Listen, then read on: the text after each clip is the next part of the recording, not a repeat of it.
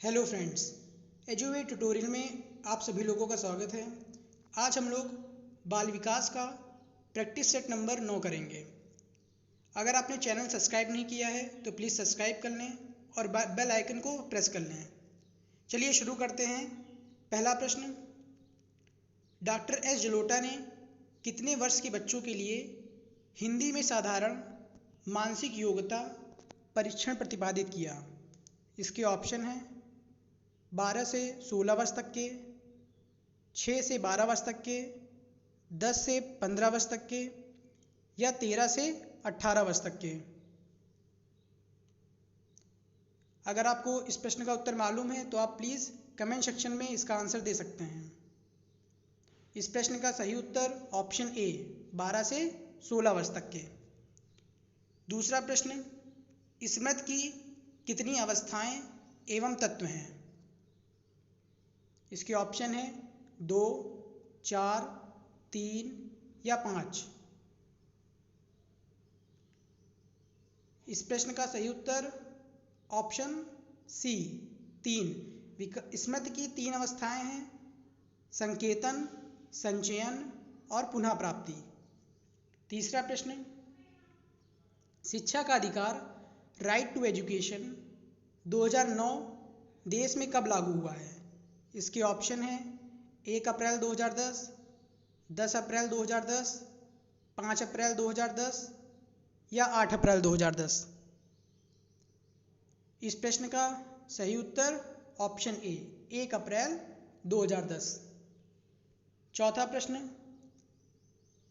असंगठित घर से आने वाला बालक सबसे अधिक कठिनाई का अनुभव करेगा। इसके ऑप्शन है स्वयं पाठ को तैयार करने में, स्वतंत्र अध्ययन में, रोजगार के संदर्भ में या अभ्यास पुस्तिकाओं में। इस प्रश्न का सही उत्तर ऑप्शन बी स्वतंत्र अध्ययन में। प्लीज़ वीडियो को लाइक कर दीजिए आप सभी लोग। पांचवा प्रश्न, वे कौन से बाह्य कारक हैं जो एक बालक को कक्षा में रुचि लेने से रोकते हैं? इसके ऑप्शन हैं भावना और मनोभाव, संस्कृति और प्रशिक्षण, बालक का दृष्टिकोण, लक्ष्य और प्रयोजन। इस प्रश्न का सही उत्तर ऑप्शन बी संस्कृति और प्रशिक्षण। छठा प्रश्न, निःशक्त बालकों की शिक्षा के लिए प्रावधान किया जा सकता है। इसके ऑप्शन है समावेशित शिक्षा द्वारा, इंक्लूसिव एजुकेशन, मुख्य धारा में डालकर, समाकलन द्वारा, असेसमेंट या इनमें से कोई नहीं। इस प्रश्न का सही उत्तर ऑप्शन ए समावेशित शिक्षा द्वारा, इंक्लूसिव एजुकेशन देकर के निःशक्त बालकों को भी पढ़ाया सकता है। सातवां प्रश्न, साइजॉइड वर्ग में किस प्रकार के बालक आते हैं? मोटे, स्वस्थ तथा लंबे शरीर वाले, प्रतिभाशाली व प्रखर बुद्धि वाले, दुबले पतले और लंबे शरीर वाले या सिर्फ प्रतिभाशाली बालक। इस प्रश्न का सही उत्तर ऑप्शन डी सिर्फ प्रतिभाशाली बालक ही साइजॉइड वर्ग में आते हैं। आठवां प्रश्न, विशिष्ट बालकों के अंतर्गत निम्न में से कौन सा बालक आता है? इसके ऑप्शन है पिछड़ा बालक, प्रतिभाशाली बालक, मंदबुद्धि बालक या ये सभी। इस प्रश्न का सही उत्तर ऑप्शन डी ये सभी, पिछड़ा बालक, प्रतिभाशाली बालक और मंदबुद्धि बालक, ये सभी विशिष्ट बालक के अंतर्गत आते हैं। नवां प्रश्न, राइट टू एजुकेशन एक्ट 2009 के अनुसार प्राथमिक विद्यालयों में शिक्षकों को प्रति सप्ताह कुल कितने घंटे की योजना बनाकर कार्य करना है? इसके ऑप्शन है 30 घंटे, 45 घंटे, 42 घंटे या 46 घंटे। इस प्रश्न का सही उत्तर ऑप्शन बी 45 घंटे। क्या आप लोग बता सकते हैं कि माध्यमिक विद्यालयों में कितने घंटे की कार्य योजना बनाकर शिक्षकों को कार्य करना है? हफ्ते में बताइएगा। 10वां प्रश्न, शारीरिक रूप से अक्षम बच्चों को समानता होता है। इसके ऑप्शन हैं डिस्कैल्कुलिया, डिसलेक्सिया, डिस्ग्राफिया या डिस्थीमिया। प्रश्न एक बार फिर से देख लीजिए।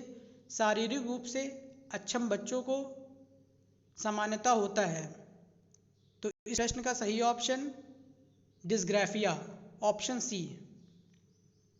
11वां प्रश्न, विशेष शिक्षा संबंधित है।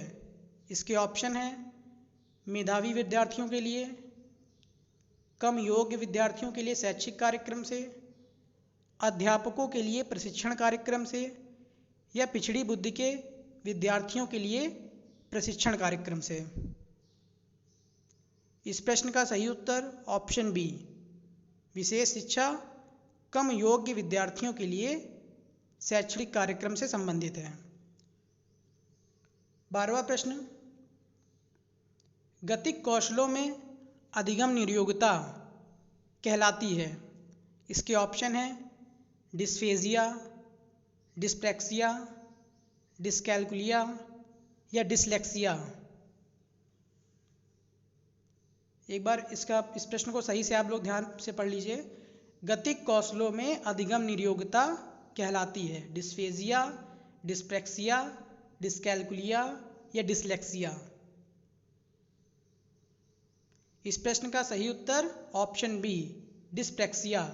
डिस्कैल्कुलिया गणन विकार से संबंधित है, डिसलेक्सिया पठन विकार से संबंधित है और गतिक कौशलों में अधिगम निर्योग्यता डिस्प्रैक्सिया से होती है। 12वां प्रश्न, प्रतिभाशाली विद्यार्थी होते हैं। इसके ऑप्शन है स्वयं के स्वभाव के अंतर्मुखी होते हैं,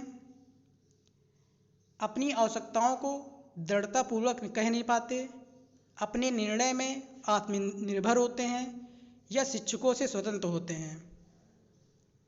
इस प्रश्न का सही उत्तर ऑप्शन सी, अपने निर्णयों में आत्मनिर्भर होते हैं। 13वां प्रश्न, किस कारण के प्रतिभाशालीता होती है। इनमें से कौन सा कारक है जिसके कारण प्रतिभाशालीता होती है। इसके ऑप्शन है मनोसामाजिक कारक या आनुवांशिक रचना, वातावरण अभिप्रेरणा या बी और सी का समायोजन। आनुवांशिक रचना और वातावरण अभिप्रेरणा का समायोजन। इस प्रश्न का सही उत्तर ऑप्शन डी, बी और सी का संयोजन। आनुवांशिक रचना और वातावरण अभिप्रेरणा दोनों का ही संयोजन होता है। 14वां प्रश्न, शारीरिक निरोगता फिजिकल डिसेबिलिटी वाले व्यक्ति के लिए निम्न में से कौन सी युक्ति रक्षा तंत्र में सबसे संतोषजनक होगी। इसके ऑप्शन हैं तदात्मीकरण, विवेकीकरण, अतिकल्पना या इनमें से कोई नहीं। इस प्रश्न का सही उत्तर ऑप्शन सी, अतिकल्पना। 15वां प्रश्न, सृजनशीलता के पोषण के लॉयड अध्यापक को निम्न में से किस विधि की सहायता लेनी चाहिए। इसके ऑप्शन हैं ब्रेनस्टॉर्मिंग, जिसे विचारवेश भी कहते हैं, व्याख्यान विधि, दृश्य श्रव्य सामग्री या ये सभी। इस प्रश्न का सही उत्तर ऑप्शन ए, ब्रेनस्टॉर्मिंग। 16वां प्रश्न, अधिगम निर्योग्यता है, लर्निंग डिसेबिलिटी बोलते हैं अधिगम निर्योग्यता को। इसके ऑप्शन है समुचित निवेश के सुधार योग्य नहीं होती, एक स्थिर अवस्था है, एक चर अवस्था है या कि जरूरी नहीं कि कार्य पद्धति की हानि करे।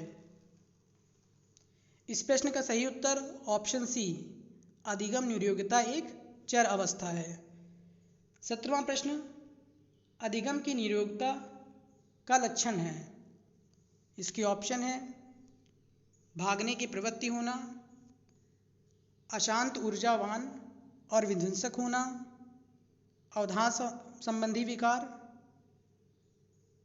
या अभिप्रेरणा का अभाव। इस प्रश्न का सही उत्तर ऑप्शन सी, अवधान संबंधी विकार अधिगम की निरोगता का यह मुख्य लक्षण है। 18वां प्रश्न, निम्नलिखित में से सृजनशीलता का प्रमुख तत्व नहीं है। इसके ऑप्शन है मौलिकता, अनुशासन, धारा प्रवाहिता या लचीलापन। इस प्रश्न का सही उत्तर ऑप्शन बी, अनुशासन। 19वां प्रश्न, जन्म के समय लगी चोट या भ्रूण क्षति की वजह से आई मानसिक मंदता कहलाती है। इसके ऑप्शन है जैविक मंदता, पारिवारिक मंदता, आकस्मिक मंदता या चिकित्सा मंदता। इस प्रश्न का सही उत्तर ऑप्शन ए, जैविक मंदता। 20वां प्रश्न, निम्नलिखित में से कौन सा विशिष्ट अधिगम विकलांगता का उदाहरण है। इसके ऑप्शन है मानसिक मंदता, dyslexia, attention deficit hyper disorder या ऑटिज्म। क्वेश्चन को प्लीज ध्यान से पढ़ लीजिए। निम्न में से कौन सा विशिष्ट अधिगम विकलांगता का उदाहरण है। इस प्रश्न का सही उत्तर ऑप्शन बी, डिसलेक्सिया। विशिष्ट अधिगम की बात की जा रही थी, इस वजह से यहाँ पे उत्तर डिसलेक्सिया हो जाएगा। इस प्रकार से आज के बाल विकास के प्रैक्टिस सेट नंबर 9 समाप्त हुआ। अगर वीडियो आप लोगों को अच्छी लगा करे तो प्लीज़ वीडियो को लाइक ज़रूर कर दिया करिए और शेयर कर दिया करिए। चैनल को जिन लोगों ने सब्सक्राइब नहीं किया है वो प्लीज़ चैनल को सब्सक्राइब कर लें और आपने कितना स्कोर किया है इस चीज़ को आप ज़रूर लिखा करें, जिससे कि जो अगली वीडियो आया करे उसमें लेवल पता चल जाया करे कि लेवल क्या होगा। वीडियो से संबंधित या प्रश्न से संबंधित अगर आपको कोई डाउट होता है तो आप हमारे social media page Instagram, Twitter को फॉलो कर सकते हैं और उन पर मैसेज कर सकते हैं। Thank you for watching the video. Take care.